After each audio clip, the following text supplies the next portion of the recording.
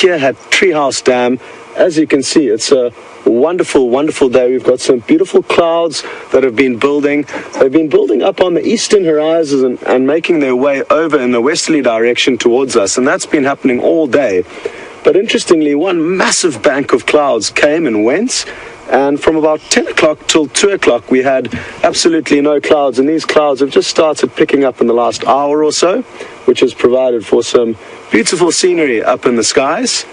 And we've got good news. There's a bachelor herd of buffalo bulls who are approaching the waterhole, so we're going to see them drinking shortly. And it's also warmed up quite a bit today. It was bitterly cold this morning, but the sunshine, about 4 hours of sunshine that we had in the middle of the day, as well as the fact that the wind has really stopped, there's almost no wind whatsoever now, things have heated up a bit, and it's about 19 degrees Celsius, 65 degrees Fahrenheit, which is perfect conditions for both us, the humans, as well as the animals, which I guess is more important. We prefer the weather to suit their needs, and when it's too hot or too cold, they tend to not act as we would like them to. But let's take a look at these buffalo. They're just walking along behind me here, and I'm going to come down to the waterhole at any second.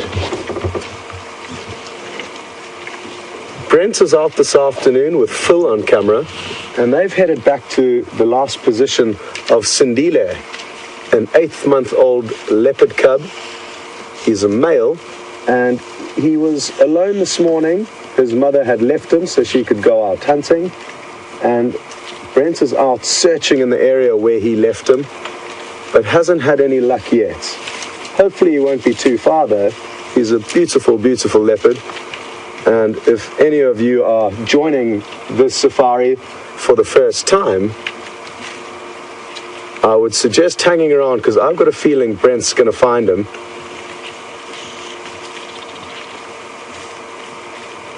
The first buffalo has just reached the water's edge, and the rest are going to follow suit now and start drinking, as Andrew will show you. Also, for the first-time viewers, a very, very warm welcome, and it is important to know that this is a live safari, so what you are seeing is happening this very second, possibly just many, many miles away from where you may be sitting and watching. And it's also interactive, so if you would like to ask either myself or Brent any questions, or let us know that we've driven past a leopard, you can do that very easily. You would hashtag Safari Live on Twitter, or send an email through to questions@wildearth.tv. Now, interestingly enough, this is the same herd of buffalo bulls that James found this morning. I was on camera with him, and I know it's the same herd because there's one bull with huge, huge horns. I'm just trying to spot him. He's got a very wide spread, as well as one with not much hair on it, which I'll show you a bit later. The individual we're watching now has got a little red-billed oxpecker hopping around his face looking for ticks.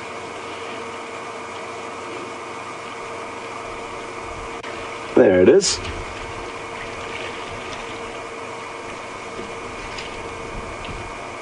And last but certainly not least, in terms of the Wild Earth crew helping get this broadcast to you today, is Nikki and Eugene in the final control room. So that's our full compliments. Today James has got the afternoon off, but said he will be planning on going on a walk later and helping to try find some animals for us.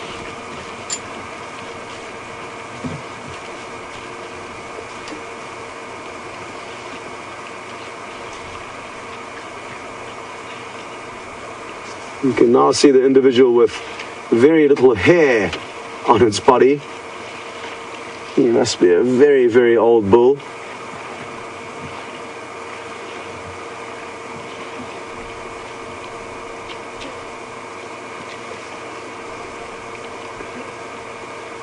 These buffalo approached the waterhole very cautiously, and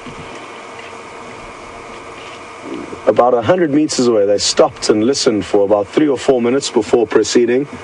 And that will happen with a lot of the animals coming to the waterholes. They know that there could be lion waiting in ambush, and it is a place where even buffalo bulls who can defend themselves against even lion will be cautious. And this old bull is for some reason getting excited by one of his friends, I guess. They all stick together because they provide one another safety and security, and some interesting behavior between these two.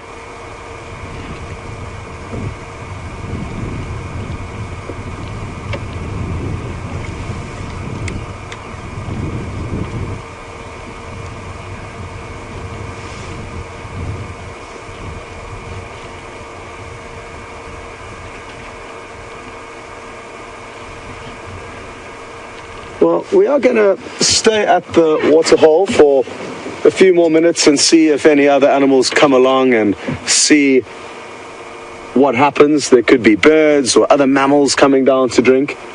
But in the meantime, I think it's worth going across and seeing how Brent's doing on trying to find this young male leopard and possibly lend him a hand. And I wish you all the best. We'll see you a bit later.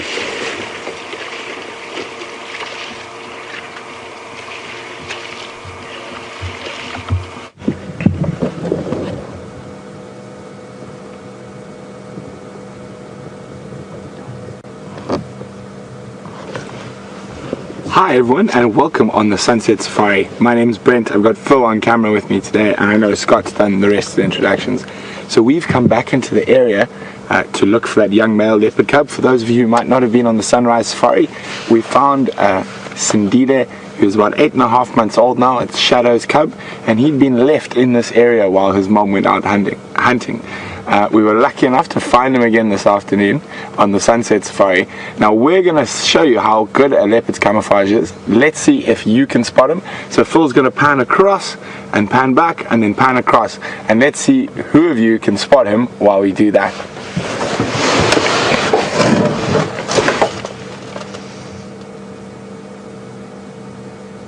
So I hope you're looking carefully. Remember, it's a bit hot, so he might be hiding under a bush, he might be lying in the shade, but it has been quite a cool day, so maybe not. So maybe he's just lying in the grass, and no, I hope someone must have spotted him by now. We'll give you guys another go. We're going to go back across the area where he's lying, and let's see if anyone can spot. Anyone got him yet? Oh, I think I spotted him in my monitor. Okay, so we'll see who was able to spot him. Let us know if you managed to spot in those two pans across. We're going to now zoom in to where he is, so you guys can get a good view of him. His position has changed, but not his body position very much from when we left him on the Sunrise Safari.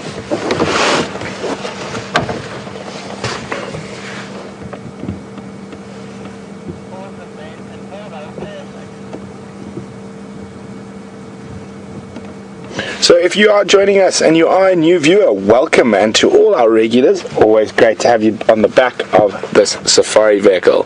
So there we go. We are live with a young male leopard named Sindile. He's about 8.5 months old, and he is born to Shadow, is the female who is his mother, and she has left him in this area while she's gone off to try and get some dinner. And as you can see, we left him in a very similar position this morning on top of a termite mound.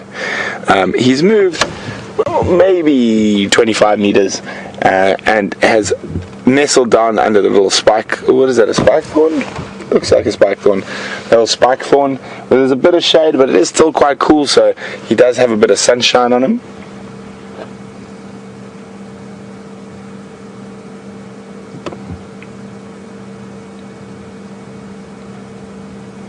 Very, very comfortable. So we moved back into this area, hoping that maybe possibly while we're here, his mother might come back and fetch him and take him to a kill. It is not unusual for him to be left for 2 or 3 days though in an area while if his mother is struggling to make a kill. Sometimes she'll move back into the area just to check on him, other times not.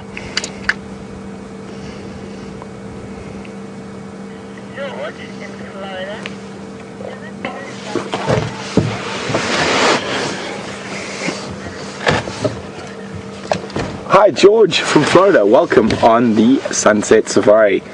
George would like to know, is it true that Shadow has never successfully raised a cub? That is true so far. This is the oldest she's managed to raise a cub to. He has 8.5 months. So the only time we will say she's really successful is when that leopard cub goes to independence. And with a male that's normally around 22 months of age, sometimes they might even stay longer with the parent, but normally between 18 months, 22 months is when they start spending quite a lot of time, and the female will start chasing them away. So she's done very well to get them to this age. It's very interesting how certain leopards are able to really churn out cubs, like her mother, who's a very, Shadow's mother, Karula, is a very successful mother, whereas Shadow has about 8, 9, if I remember correctly now, and this will be her, if she manages to get this cub to independence, will be her first successful litter. So we're just going to move the vehicle a little bit, I think, so we can get a slightly better view, or a different view.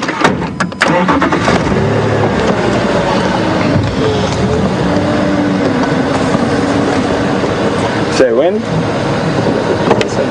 A little bit? Closer.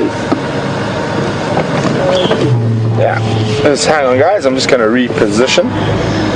Try to get that piece of groove. There's a piece of grass that would be in his face, so we're going to...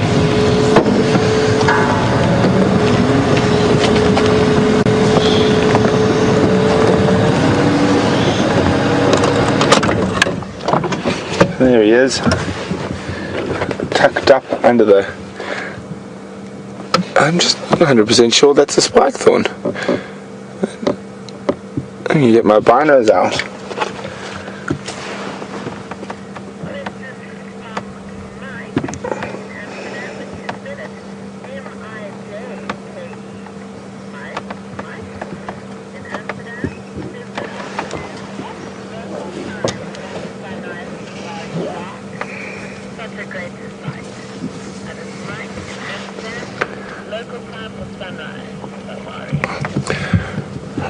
Morning, Mike. Sorry, not morning. We're talking about the morning. Good afternoon and welcome on the Sunset Safari, Mike. Mike would like to know, what time locally does the sunrise safari start? Well, Mike, it starts at 06:30 Central African time is what time we start in the morning. And thanks very much for your compliment. We do appreciate it. We do try our best to give you the best possible game drive every sunrise and sunset safari. So thanks very much for that, Mike.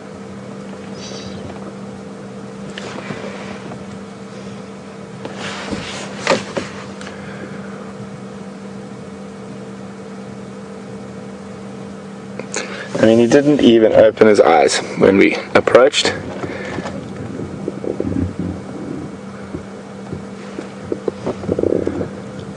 Very tired kitty. Must have been up to all sorts of shenanigans before we found him this morning.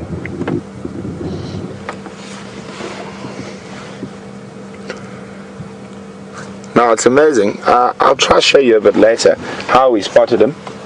As I drove in, he possibly lifted his head slightly, and I just saw his ears twitching behind that log.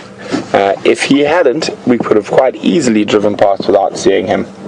The camouflage is very good.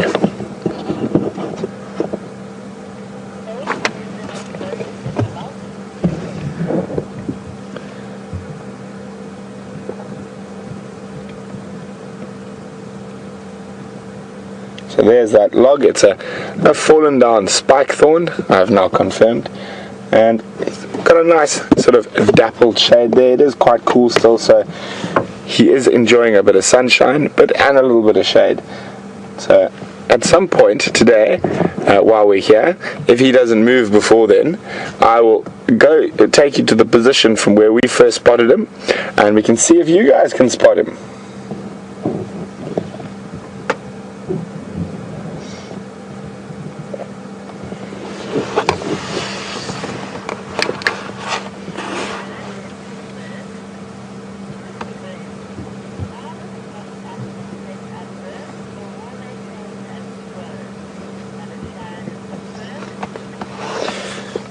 Hi, Sharon in Pittsburgh.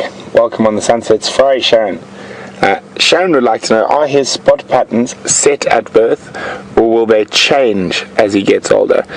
Sharon, they are quite set from when they're born. The only way they will change is generally if they get into a fight. And that would actually mean there'd be a wound and whatnot that would change the spot pattern. But no, they are set from birth. And each individual leopard has a very distinct spot pattern.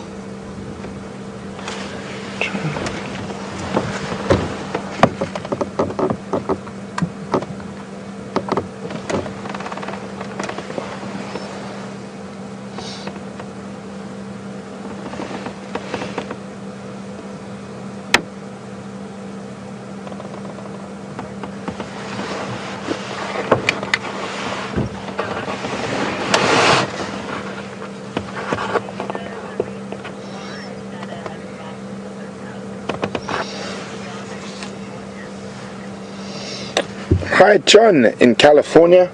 Welcome to the Sunset Safari, John. John would like to know, what is the reason Shadow has lost a lot of her cubs? John, it's very difficult to say. I mean, as you say, it is a very predator-dense area that we operate in.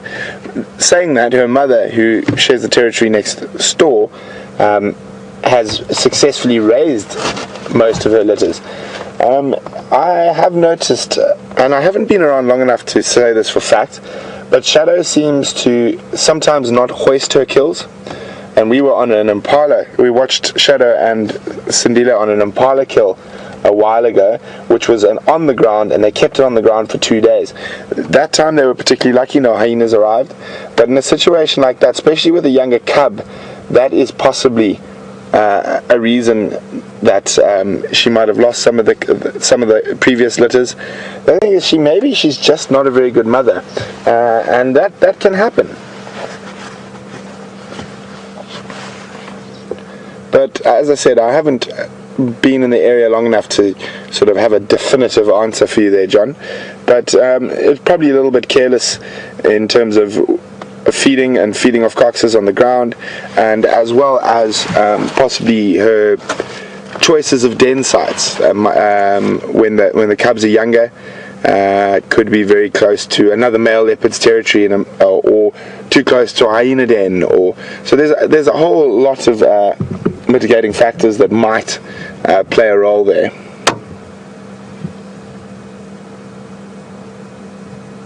I hope that gives you some idea, John. Maybe some of our long-time viewers have been watching the show and following the lives of these leopards for longer than I have, can give me some information on how Shadow's previous litters expired, and you can do that by emailing us on questions@wildearth.tv, or use the hashtag SafariLive on Twitter.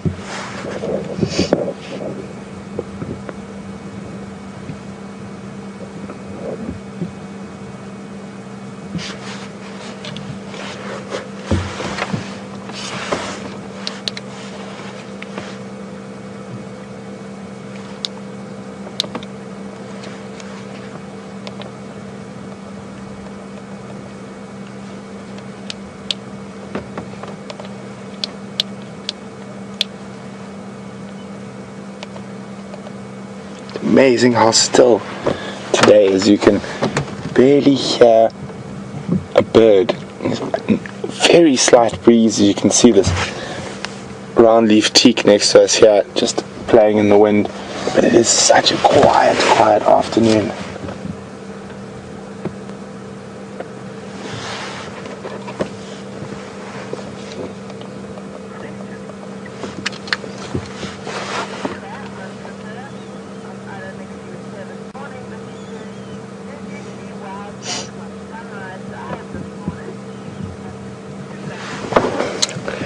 Hi, Tula, who's tweeting us. Tula would like to know if we saw wild dogs on Sunrise Drive this morning. No, Tula, unfortunately we did not. We saw them on Sunset Drive last night. A pack of 5 with a heavily pregnant female, known as the Investec Breakaway Pack. And hopefully they are looking for a den, and hopefully they either den on Djuma or Arathusa. Afternoon stations, any stations mobile on the west?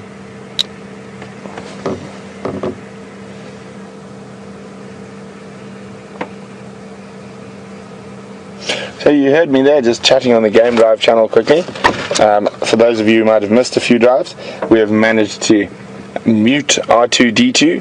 R2D2 is the new radios we got, and Andrew named that because of the constant beeping. So we've managed to put the mute button on R2D2. So fortunately for you guys, you don't have to listen to any of those horrendous beeps and squawks and funny sounding people over the radio anymore.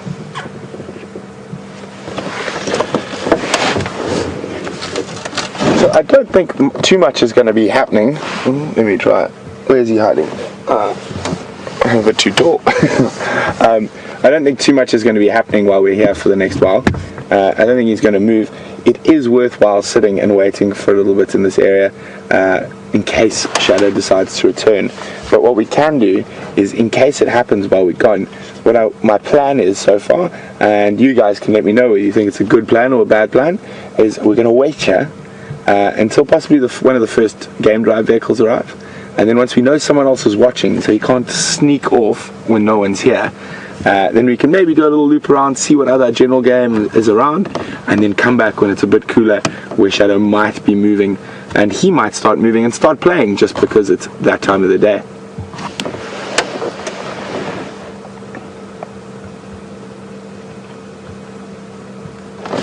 But it's been quite interesting, the leopard movements at the moment. And I think we're going to see a bit more movement from the resident leopards and a bit of changing of territory in the next couple of months. And I think a lot of that's got to do with the Anderson male leopard who's been moving in from the west. I mean, I can barely remember the last time I actually saw Karula. And it's been at least a month since I've seen Quarantine or Kunyuma. I think they're more on a natural dispersal at the moment. They're not feeling the pressure from this new male, but I think the other resident leopards in this area definitely are. Especially Tingana, because that's his territory, sort of the coalface of the upcoming battle. Oh, he's dreaming. See those little eyes, like dogs and cats do sometimes? He was definitely having a little dream there. Rapid eyelid motion there for a second. Dreaming about chasing elephants, I'm sure. Not dwarf mongoose. Definitely dreaming about catching an elephant and putting it in a tree.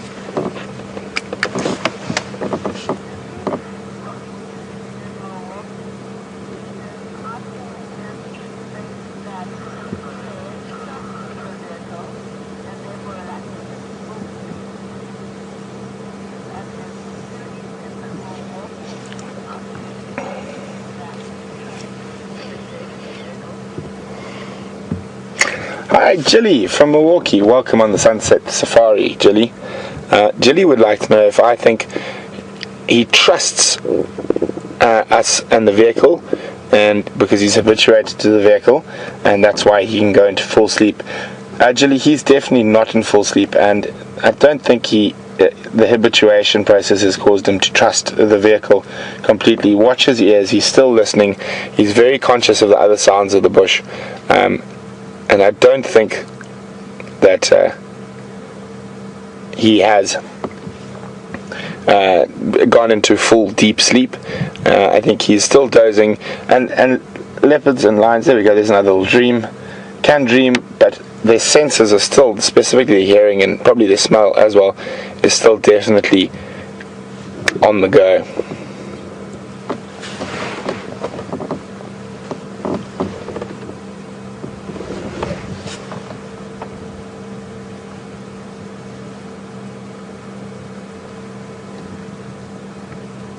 You go see his ears being bitten by flies.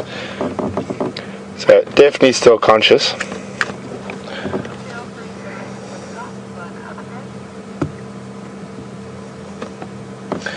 So we'll keep an eye on this little rascal and his twitching eyelids. At the moment, I think all he's seeing is his eyelids. And we're going to cross to Scotty and Andrew and see what they've been up to for a while.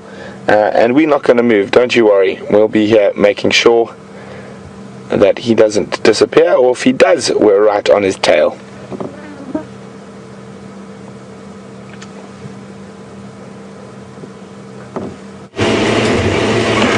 Welcome back, everyone, and well done on helping Brent find the leopard. That's great news, and a wonderful afternoon lies ahead of all of us. The cat is already in the bag, so to speak, and who knows, hopefully Shadow will come back at some stage to collect him and maybe reveal where she's made a kill, or simply play around with him. They can be very playful, the two of them. The few times that I've actually seen them, well, it was only once really, on the move, where she had come to collect him and move him into a new area where she was going to hunt. It was really, really wonderful to see, and lots of running around and pouncing on one another. And that could well happen this afternoon. In the meantime, Andrew and myself hung around with the Buffalo Bulls at Treehouse Dam, but nobody else decided to join them. So we continue and are now in the central parts of Djuma, making our way slowly up into the general area of Buffalo's Hook Dam. I'm trying to drive some roads that, as far as I'm aware, were not driven this morning. Let's see if we can find any clues about what the animals have been up to last night and where they could be now. Please don't fly away. It's really tricky. Okay, the one that I wanted to flew, but he's just up here on the right. It's a really pretty bird called a crested barbet. It's hidden at the moment, but it could well hop onto another little branch. In the meantime, though, there's another interesting bird which we don't get to show you very often, but it looks like that one's also flown off, but it is still up there, so try. Right there.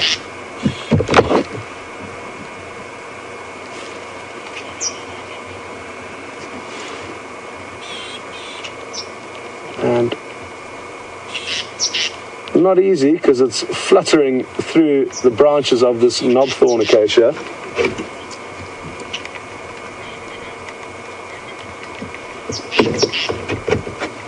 But it's a southern black tit,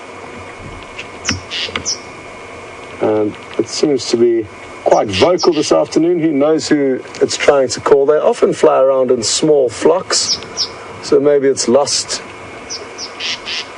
its friends and family. But that's a bird we don't get to show you very often. The crested barbet, which I was hoping to show you, fluttered off, but it's a really pretty colored bird. And what I'll do is, because we couldn't show you the real thing, I will get the book out to give you an idea of why I was really hoping to show it to you. It's an incredibly brightly and boldly colored bird. And yesterday Byron managed to show you the black-collared barbet, which we don't have very many of here. So that was great that you got to see the cousin of the crested barbet, which I was hoping to show you now. Anyway, we cannot control what the animals do, and that's what keeps it so exciting out there for all of us, because around any corner something could happen that we don't expect, or in the same breath, the animals can sometimes avoid you or flutter off before we get a chance to show you, which is what happened now.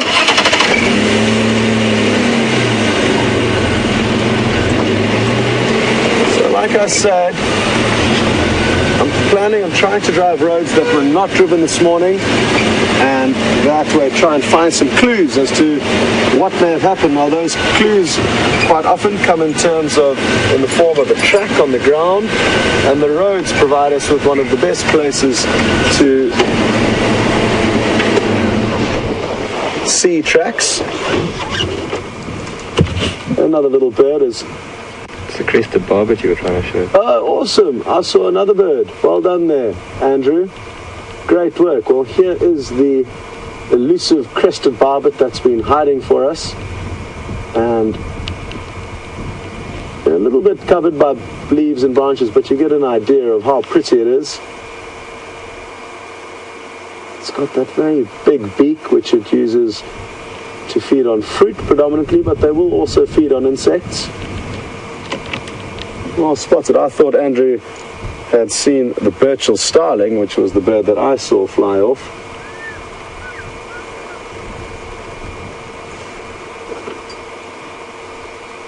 What are you looking for in that guarri bush?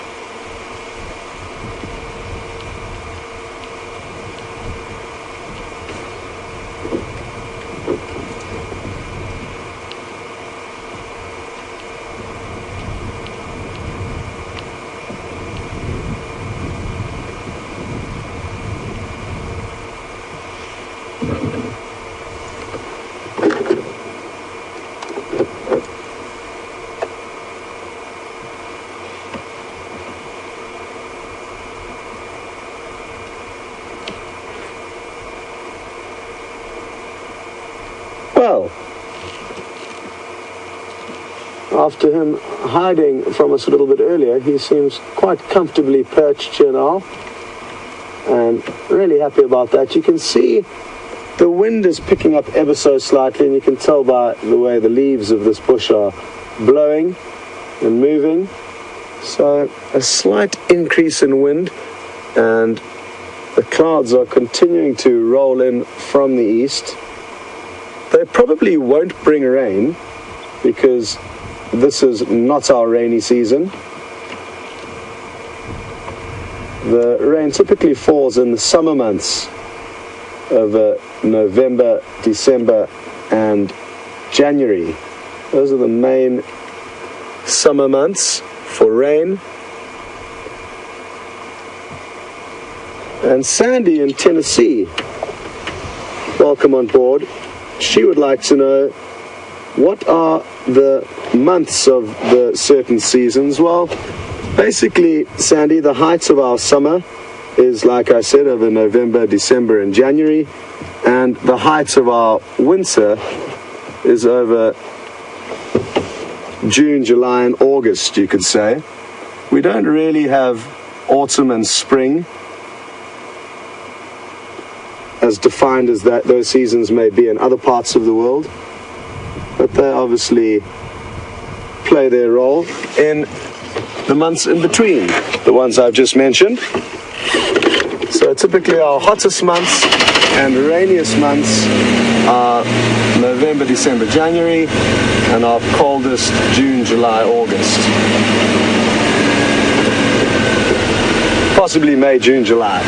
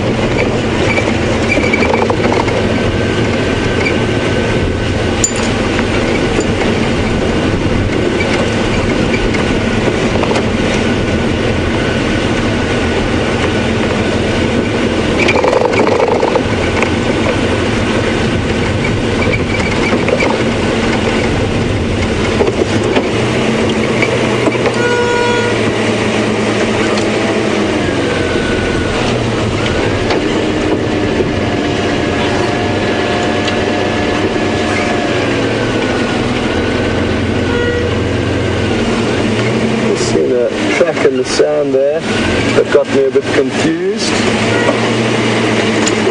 but on closer inspection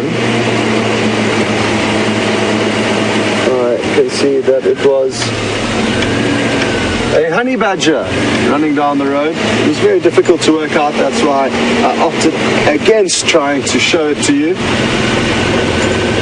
But initially I thought it could have been a leopard.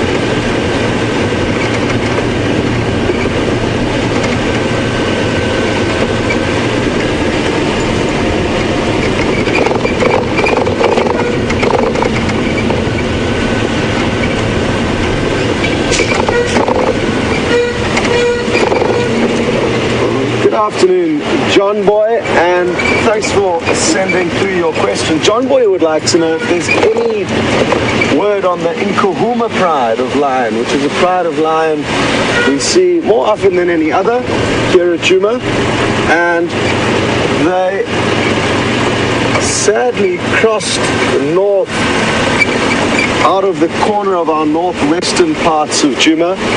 They crossed over early this morning, and we just had their tracks indicating that they've gone into an area where we cannot go, sadly. But they could come back in this evening. They could come back further south. I'm not sure how far they ended up in Buffelshoek, the property north of us, or even if anybody actually located them. But I'm sure as the other game drive vehicles head out and drive a little bit later on, we're a little bit earlier than most of the game drive vehicles, we will get updates from them.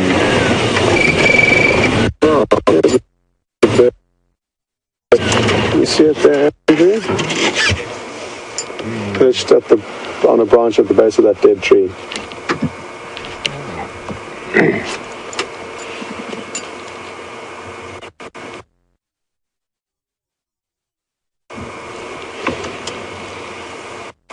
A little kingfisher. Now, interestingly, their names can be a little bit misleading because most of the kingfishers in this area actually don't hunt fish. They hunt insects, and this is one of them. It's called a brown hooded kingfisher, and the only time you'll see it at the water is when it's drinking. It can be sometimes confused with a striped kingfisher, but here in the book you'll notice that the brown-hooded kingfisher has got a reddish beak with a black ending on the bill, whereas the striped has got a very different colored beak, black on top, red underneath, and it's also considerably smaller, but size is something that may be difficult for you to comprehend as Andrew zooms in on the animals. And it's not a very big bird, probably about 3 or 4 inches long, and I'm guessing he's just perched up there waiting for any insects to make the wrong move below him, and then he'll dart down and catch them. And I'm almost tempted to wait and see him make a kill, but it could be here all afternoon. We will give it a few minutes though, and while we wait in anticipation of this little bird showing us its hunting skills, it also provides us with an opportunity to listen and Listening is one of our most useful tools in trying to find animals, big or small. There's so many different sounds that can alert us to animals, the breaking of branches of elephants, or the trumpeting of elephants, the calls of leopard, or the calls of distressed animals that have seen a leopard. So there's an array of different sounds we can listen to. But so far this afternoon it's been fairly quiet. Even the birds are not chattering as often as they will earlier on in the morning and as the evening cools down. And that's something to look forward to a little bit later on. This kingfisher, however, looks like it is very relaxed, and it appears that not many insects are taking chances below it. So we will leave it perched comfortably over there and see what else we can find. Oh, as I said that, he's just cocked his head. Has he seen something? Has he seen something? I think he or she, I can't tell the sex just by looking at it like this, may have just seen something, so we'll give it a moment or two.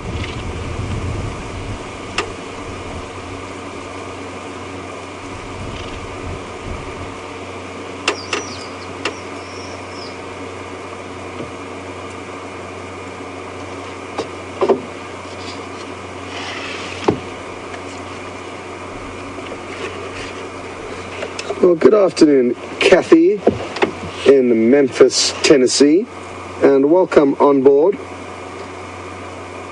Kathy would like to know, what is a honey badger, as she has yet to hear of one of these animals. Sadly, Kathy, they are here, but we don't get to see them. In the 7 months that we've been here, I have yet to see one, only their tracks, and therefore we have not been able to show you a honey badger, but it's an incredibly tenacious little animal, and I've got it out here in my book to show you.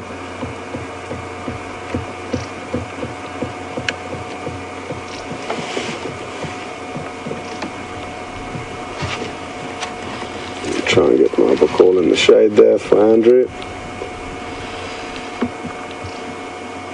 So that is what they look like. White on top, black underneath, and they've got a very shaggy coat. Well, not shaggy coat, they've got a very loose skin, rather, and this often helps them when they are attacked by large animals, and they can put up tremendous fights against lion and leopard, and even attack large animals that get in their way. They are extremely aggressive for their size.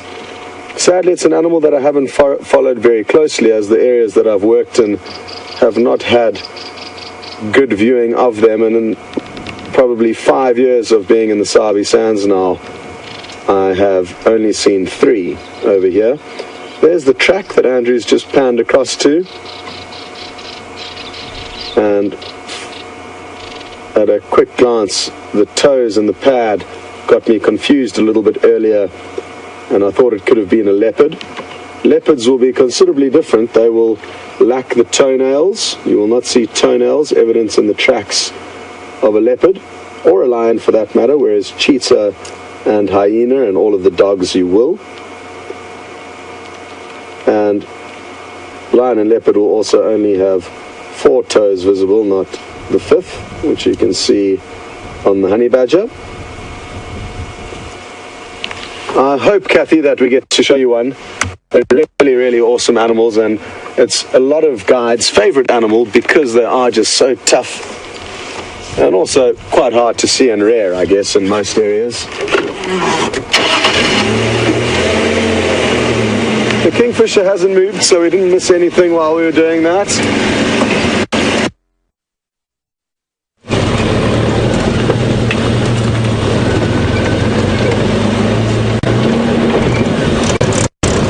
Good afternoon, Andy and Joanne in Michigan, and I hope you're enjoying this sunrise safari with us.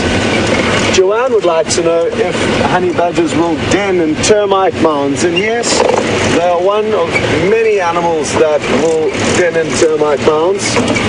Old excavated burrows that they may not necessarily dig themselves, they may just use old burrows, and a lot of the animals will recycle or even sometimes share termite mounds and the burrows within them.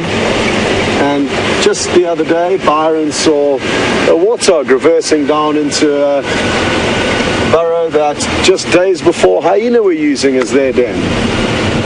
A few days ago, Aubrey, one of the guides here at Djuma, actually saw a honey badger and its youngster. I'm not sure how small the baby was, but we saw them disappear into a termite mound near Treehouse Dam, so they certainly will hide there.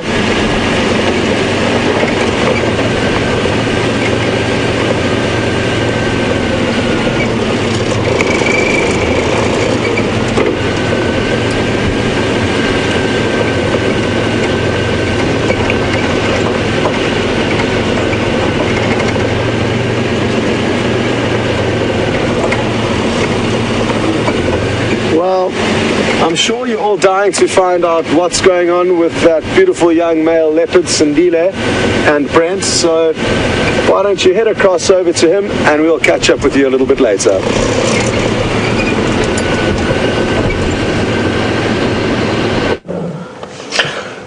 Welcome back, guys, and we're going to play Spot the Leopard again. So as we came looking for him this afternoon, this is the view we saw, and you see very carefully there, about a third of the way upstream, you just suddenly see the ear flick. That's how we spotted him. Just that tiny little ear flick gave away his position. So there he is. So we just decided to move around to play Spot the Leopard for a bit of fun.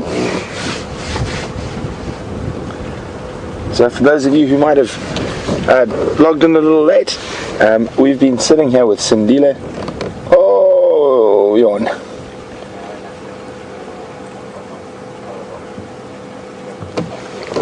So we've just been sitting here hoping that his mother might come back while we're here, and so far she hasn't. It is possible she might not come back for a day or two, and young leopard cubs of this age are often left on their own, so nothing to be alarmed about that mom's not around. He's got enough wiles at this sort of age to know how to get out of the way of predators, hopefully. Incredible camouflage as well. So you can see how well it works there.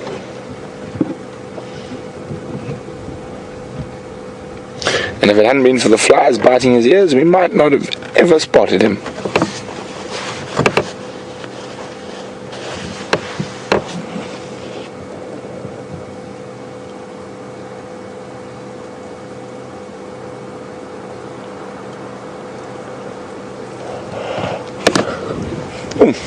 Ferocious flies today.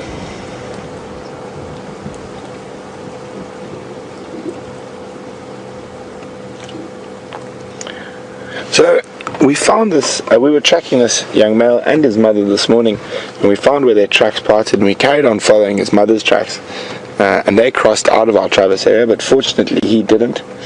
And if those who were on the Sunrise Safari, you remember when I was walking, checking tracks in the road, this is very, very close to that exact spot.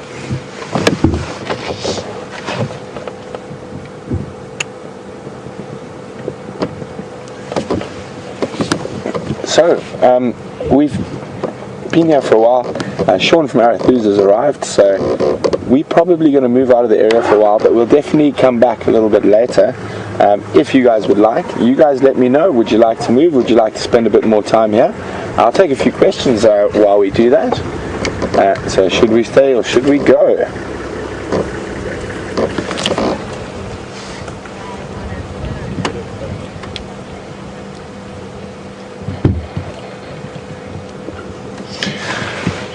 Hi, Tom from Missouri. Welcome on the Sunset Safari, Tom.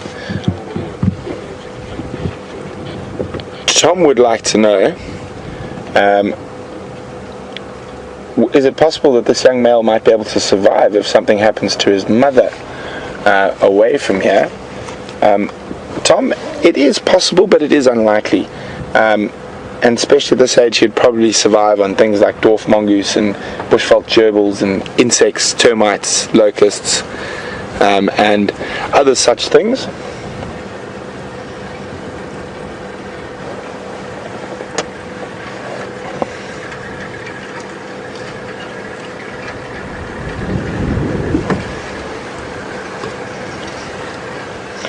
But it is highly unlikely that he would reach maturity at this age, because possibly another female leopard might move into the vacuum that's left by his mother, and obviously that female would not want to tolerate a young male that's not hers in her territory. And at this age, he probably would not be able to fend off the attacks of a female.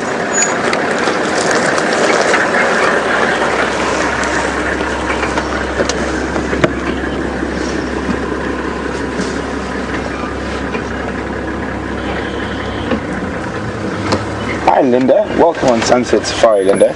Linda would like to know, how do they learn to defend themselves without mom being there? Well, Linda, I think a lot of those reactions are instinctive. They are not learned behavior. In the last couple of 100,000 years that they've evolved, a lot of these things would have been instinctive. The ones that have sort of learned quickly and sort of programmed into their system how to avoid hyenas and whatnot are the ones that survive, and the ones that didn't are the ones that expire. So survival of the fittest, probably the best way to describe that.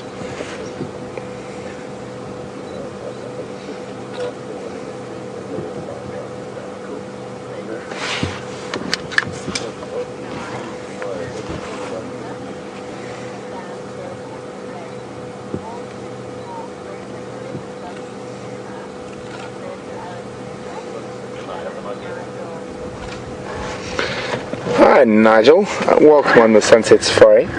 And Nigel would like to know, is the landscape and terrain in the bush in Djuma better suited to raising leopard cubs than that of Arethusa? Not at all. It's very similar. I think it's just that Shadow and Karula have had different raising techniques, and Karulas seem to be more effective than Shadows.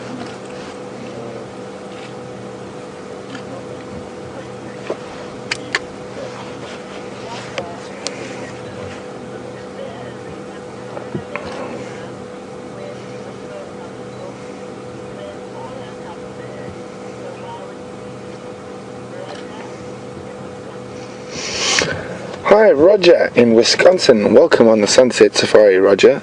Roger would like to know, is there a reason we're not seeing Karula so much anymore and she has moved off Djuma, which has seemed to be a place of comfort for her, and she spent the majority of her life and raised a lot of litters of cubs there.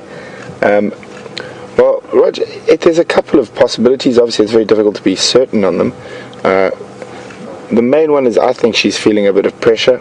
She is getting a bit old now, and there are some younger females in the area, including Shadow. I think she is definitely feeling pressure from Shadow. We're finding Shadow further and further inside her territory on a daily basis, and I don't think this is because she's trying to directly compete with her mother. But I think, this is just my personal theory, I think it's got a lot to do with the Anderson male leopard who's pushing in from the west into Tungana's territory. And what that means is, if he was to come across this young male, he would definitely kill it, causing her to go straight into estrus.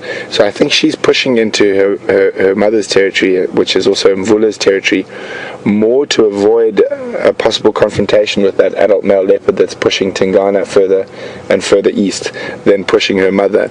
But I know there's some new young female leopards that have been spotted to the north and to the east of us that could be putting pressure on her as well.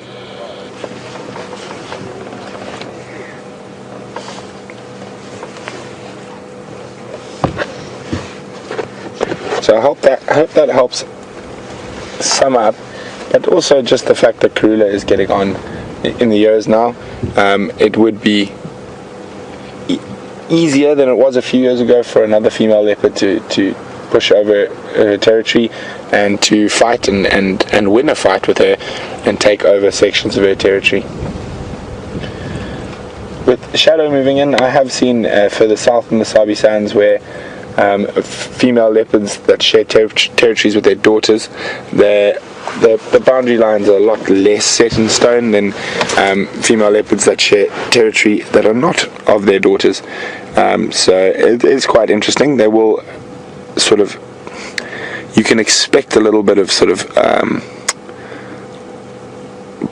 a little bit more porous boundaries between a mother and daughter, but at the moment Shadow is going quite far into Djuma.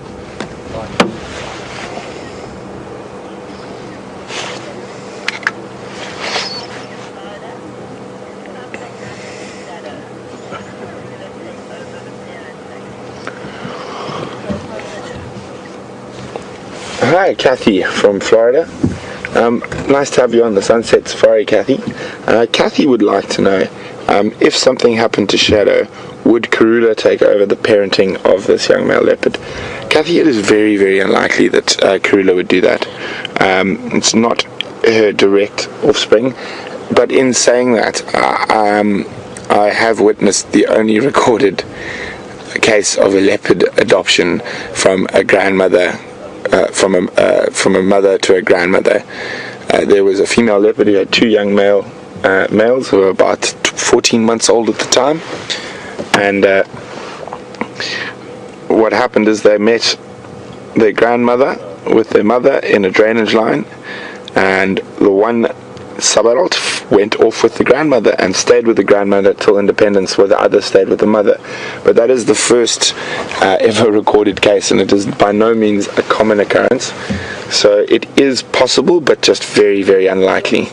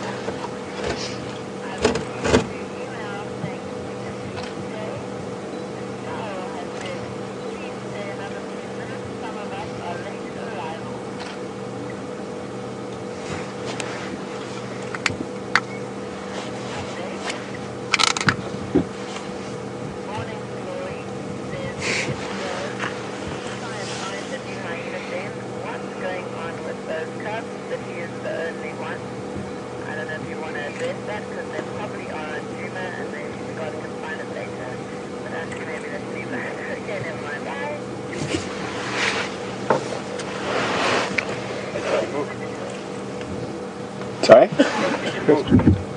No, just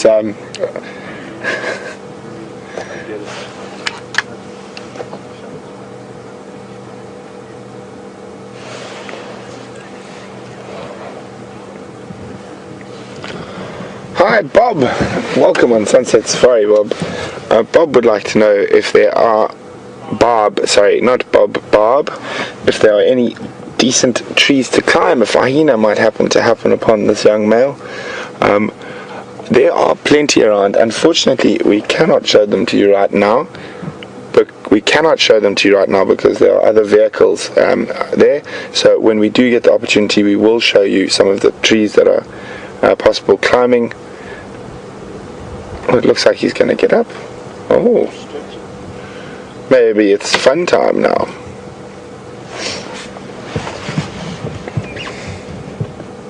Or just reposition. Nope. Repositioning.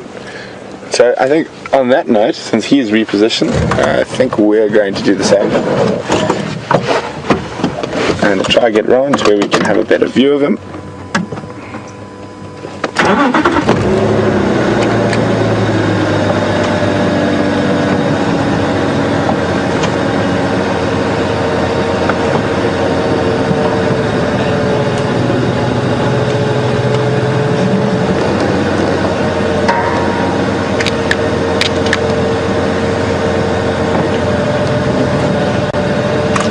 looks like he's set up. I'm just going to wait to see if it's moving before we move, but if he lies back down again, then we'll move.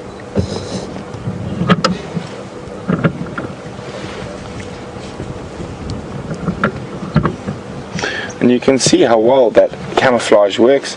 I mean, you can barely see him there behind that round leaf teak blowing in the wind.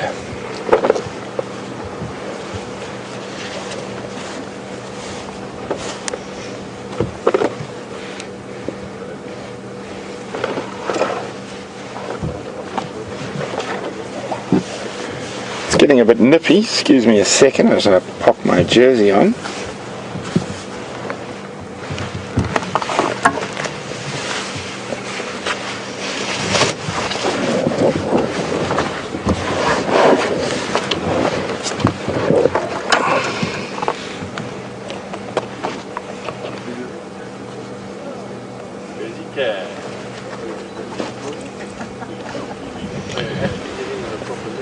Okay, well, I think it's still, if he's going to groom, we're going to try and move around. You can see how flexible he is there.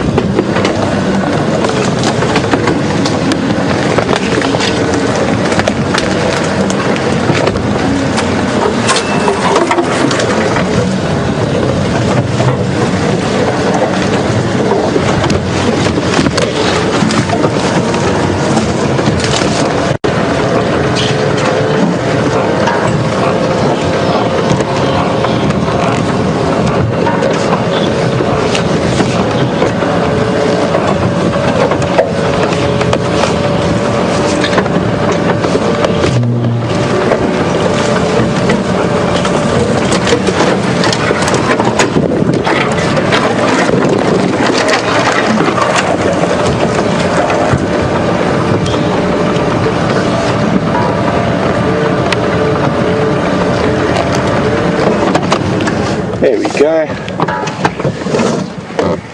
So now we've finished playing Spot the Leopard. We'll let you have a decent look at him from in front of the log.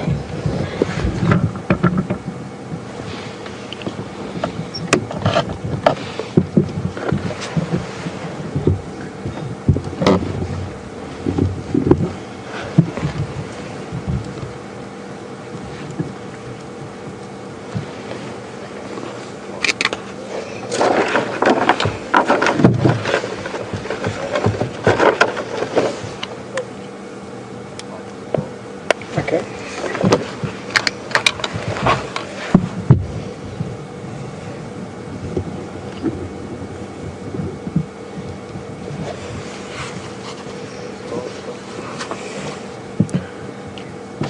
Hi John in California, and welcome on the Sunset Safari, John.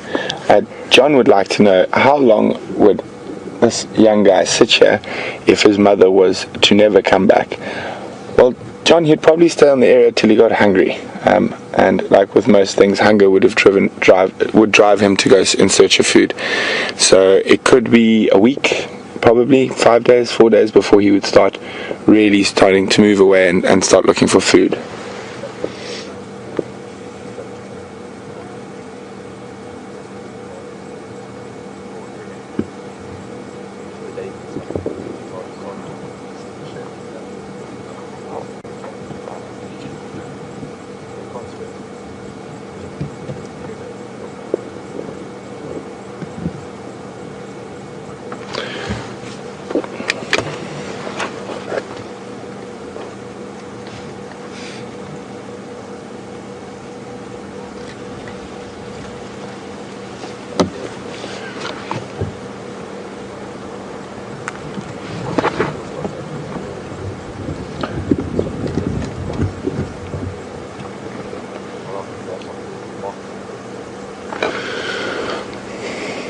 Hi Liz from the north of Scotland. Welcome on the Sunset Safari, Liz.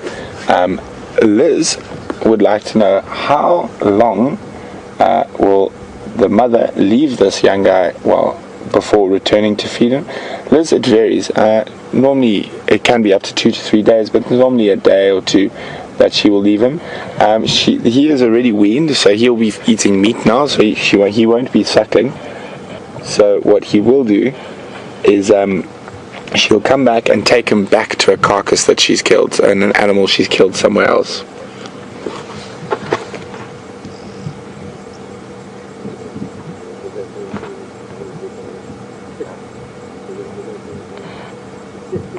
So for those of you who might have logged in late or joined late on tonight's Sunset Safari, we're back in the same area with Sindile, that young male leopard that is Shadow's cub that we saw this morning. We came to make sure and double check that maybe the mother hadn't returned and was going to possibly lead him off to a carcass. She hasn't as of yet, and he hasn't moved very much from where we found him napping at around just after 1500 hours Central African time.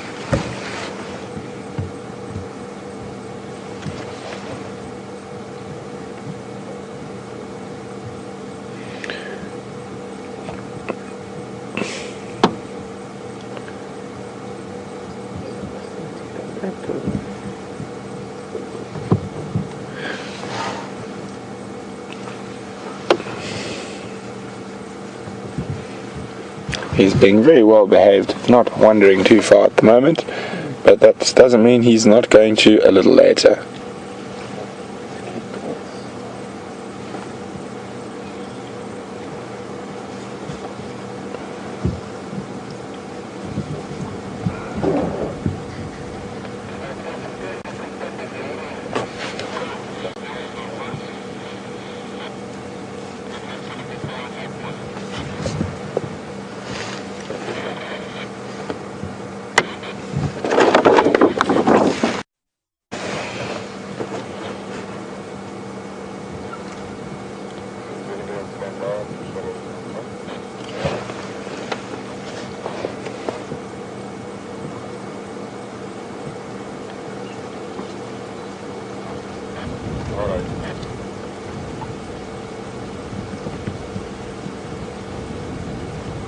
So such a still afternoon, you can barely hear a bird. I can't actually hear a bird, just a light breeze.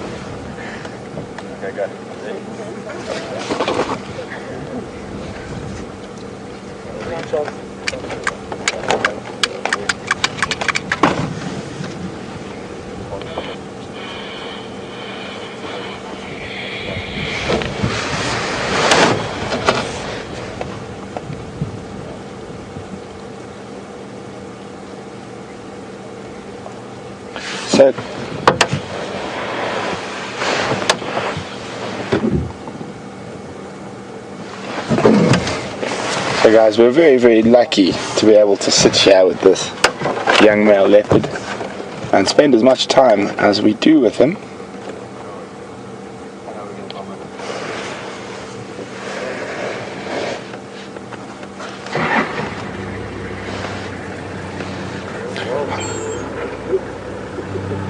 Hi, Elise from Washington.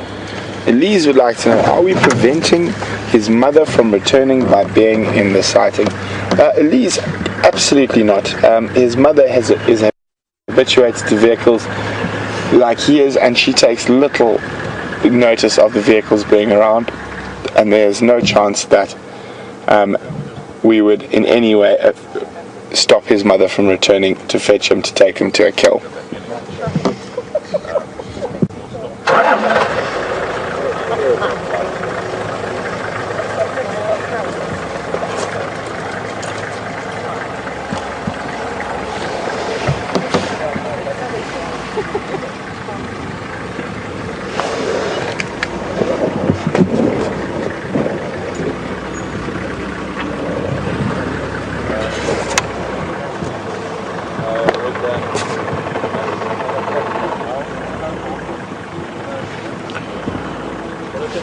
Betty from Virginia. Betty would like to know why the female does not take the cub with her. Betty, it's because he's a hindrance in hunting. It's not that he doesn't only help with the kill. He will ensure that the kill doesn't take place by being in the wrong position, showing himself, being overexcited. And also the other added thing is that at that moment that she makes the kill, there's often a lot of added danger due to the fact that sometimes hyenas and lions might hear her take down that animal and might be in that area.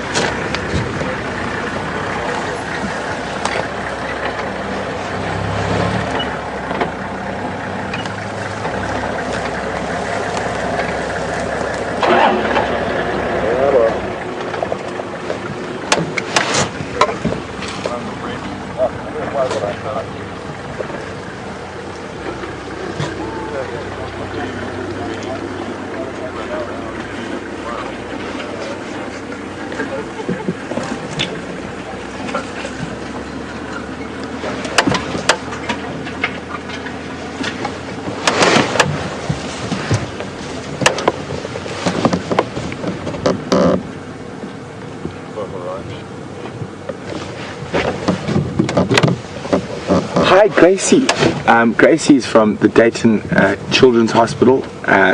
Welcome, Gracie. Thanks for coming on the Sunset Safari with us. Gracie would like to know, would this little leopard like to play in the water? Not particularly, Gracie. Leopards aren't the biggest fans of water. He might play with the paws a little bit in the rain and that, but they try avoid water. Also, water out here can be very dangerous for animals because there's things like crocodiles that would try eat the little leopard if he went swimming in the water. So any big bit of water they will avoid. Don't really like playing in the water like some other animals, but so this little guy wouldn't play in the water too much. Thanks very much for your question, Gracie.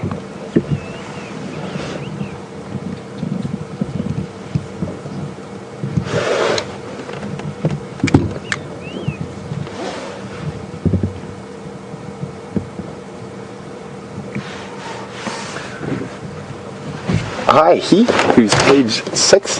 Heath would like to know, will the little leopard get in trouble if his mommy can't find him? Well, Heath, he'll get very hungry as well. But normally if she comes into the area, she'll call with a low contact call and he'll normally answer and rush to her. If she can't find her, she will keep looking in the area and calling till she does find him.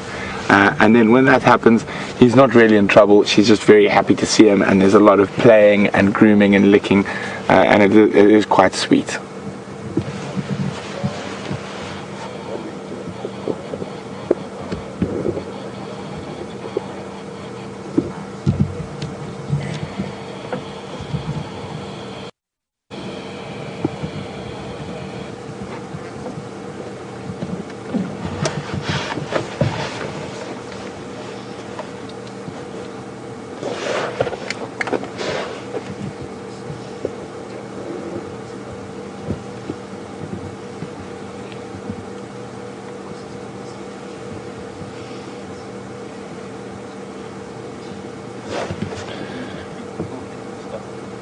Hi, Susan from Long Island, New York. Welcome on the Sunset Safari, Susan. Susan would like to know, what is the difference between the African leopard and the Arabian leopard, or are they the same? Susan, as far as I'm aware, genetically they are the same. Quite often you will find sort of different local variations in colouring and fur thickness. And if I remember correctly, the Arabian leopard that has to deal with some of those very harsh cold winters has a thicker fur, but genetically, as far as I understand, there's no difference. And they would say, for example, you could mate an Arabian leopard and an African leopard and they would produce offspring. So they're not a different species, or not even a different subspecies. They are the same species.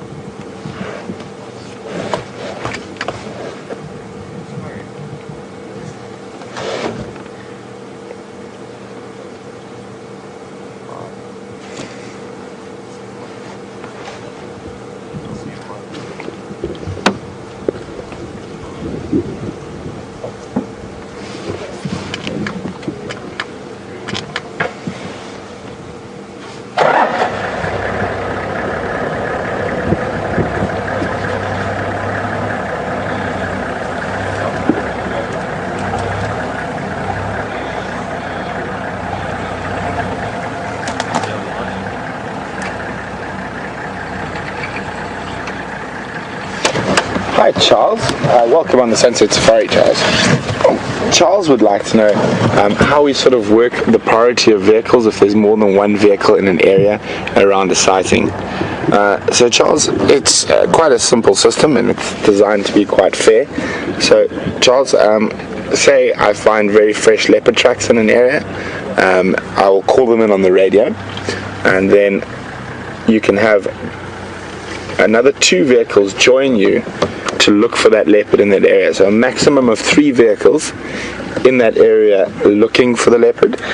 You don't want too many more, but with 3 vehicles you can cover most of the roads and areas that the leopard might go. And then once you find the leopard, for example, like we're sitting here now with him, there's a maximum of 3 vehicles allowed.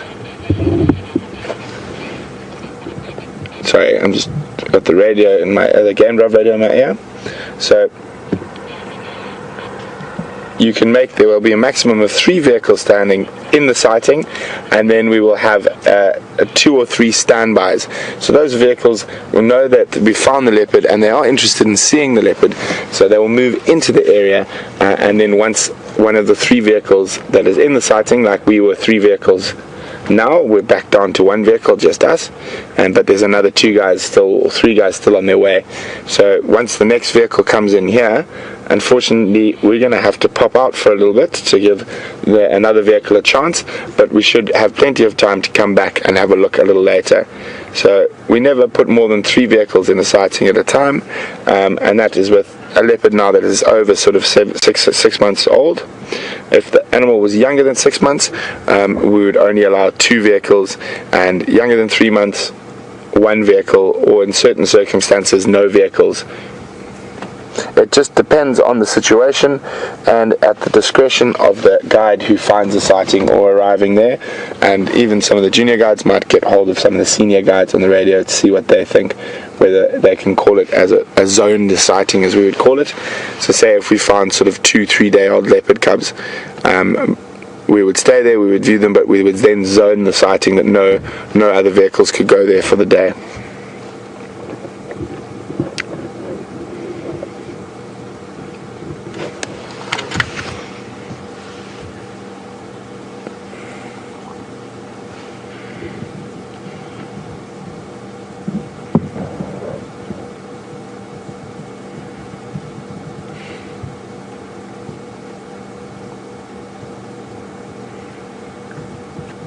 Hi Susan from Alabama.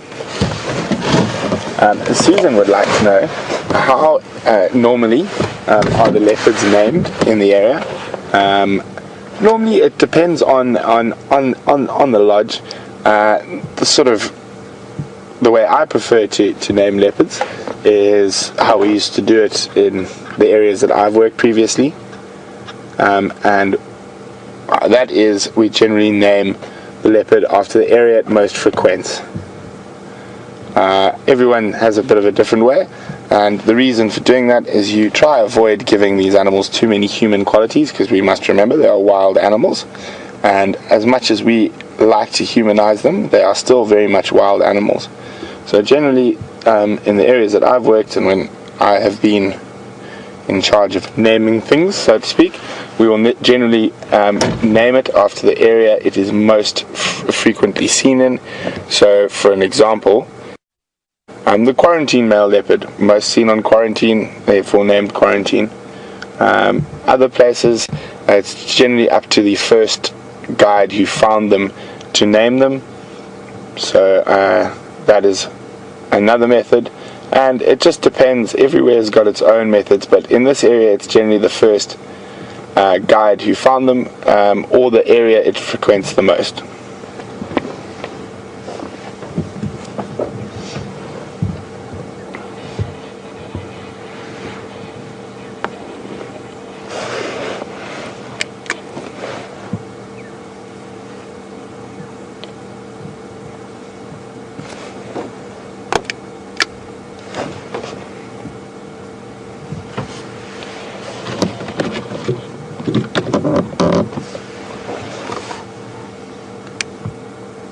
Thanks. Sorry, just got the game drive vehicle going in my ear. So guys, we're going to stand by here for a bit longer till the next game drive vehicle arrives. And then we're going to, in the meantime, we're going to cross to Scotty.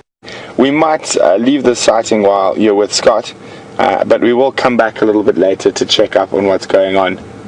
I'm just going to make sure the first vehicle comes in so we don't lose, so no one loses it, and then we're going to make space for another vehicle. But till then, we're going to cross over to Scotty, see what he's been up to, and we'll be back with you a little bit later in the show.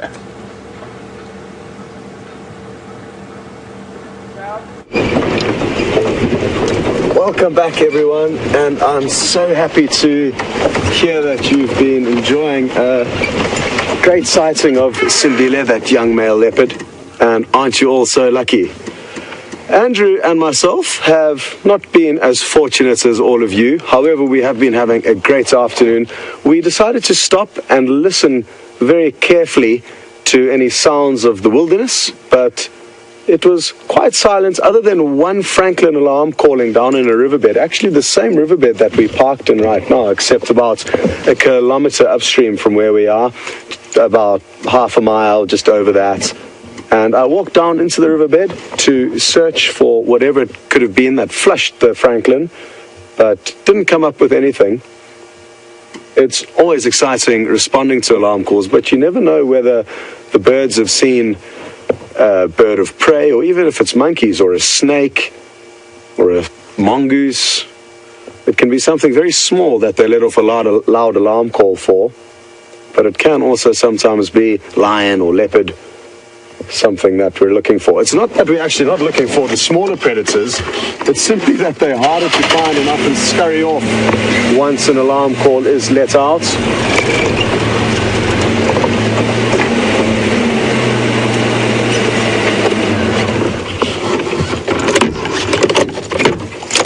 Sorry. Go ahead, James.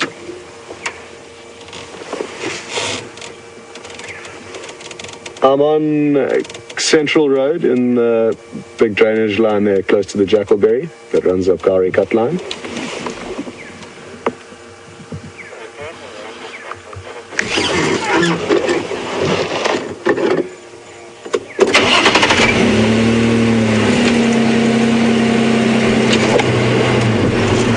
Copy, great news. Well done, James. I will be there shortly.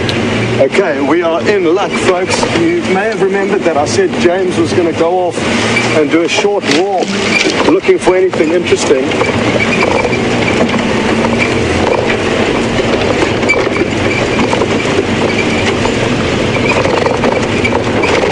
Okay, copy, thanks. Apologies for that. James was just giving me closer directions to what sounds like a female leopard that he's found. She's busy lying on a termite mound. That's the noise that Franklins make when they're alarmed. Go ahead, Dev. Apologies, I just need to work on the radio for a few moments.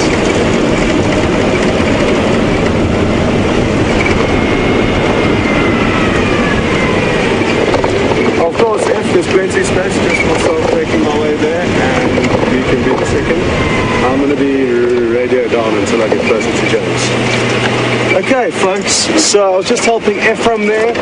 It's very important that we all share sightings and help one another, and it's also important that we get there quickly. The leopard does sound relaxed, even though James found her on foot, and what that means is that hopefully it's not going to move off. It could just be lying on a termite mound when we get there. But if she does get up and move, it'll be a tricky job for James to stay with her. We're probably about 4 minutes at a rush to where we need to get to. And we will be rushing, so hold on. Apologies for all of the bumps and the shaky camera. Just going past the Djuma waterhole now.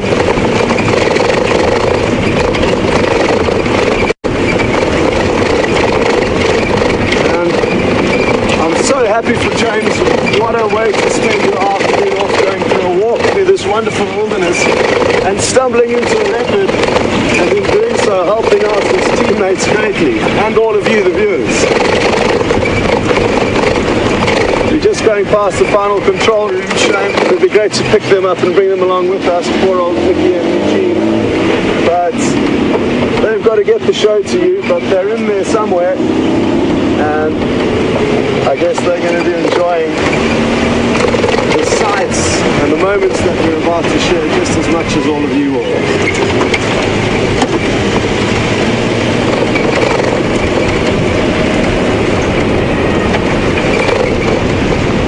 I must apologize as we bounce along for all of the noises that poor old Jigger's making. This vehicle's been working for many, many years, going through some rough terrain, and it's developed a few creaks in its old age.